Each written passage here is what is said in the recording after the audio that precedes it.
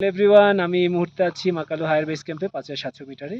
গতকাল ভোরে 5:30টার সময় নেপাল স্থানীয় সময় আমি বিশ্বের পঞ্চম সর্বোচ্চ শৃঙ্গ মাকালু আরোহণ করতে সক্ষম হয়েছি এবং গতকালই রাত 8:30 নাগাদ আমি বেস ক্যাম্পে এসে পৌঁছেছি। মাকালু আমার পঞ্চম 8000 মিটার অভিযান। এতদিন এর আগে 4টা 8000 মিটার অভিযান, 8000 মিটার পিক ক্লাইম্ব করেছি, আর 10টা বাকি ছিল, এখন বাকি আছে 9টা। সংখ্যাটা একক সংখ্যায় চলে এসছে, এই জন্য খুবই আনন্দিত। এখন মনে হচ্ছে যে এটা করাটা আরো খুবই মানে আমার জন্য ফিজিবল। আর এই অভিযানে যারা আমার সাথে ছিলেন, সকল শুভাকাঙ্ক্ষী, পৃষ্ঠপোষক, আমার ক্লাব, সবাইকে অসংখ্য ধন্যবাদ।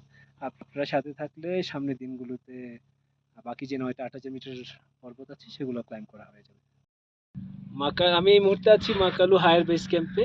গতকাল 2 তারিখ আমি মাকালুর চূড়া আরোহণ করে সন্ধ্যার দিকে 8:30টায় ঠিকঠাকভাবে বেস ক্যাম্পে পৌঁছেছি। আমি যাত্রা শুরু করেছিলাম সামিট পুশের উদ্দেশ্যে। সামিট পুশে 30 তারিখে 30 তারিখে আমি ক্যাম্প 2 পৌঁছাই।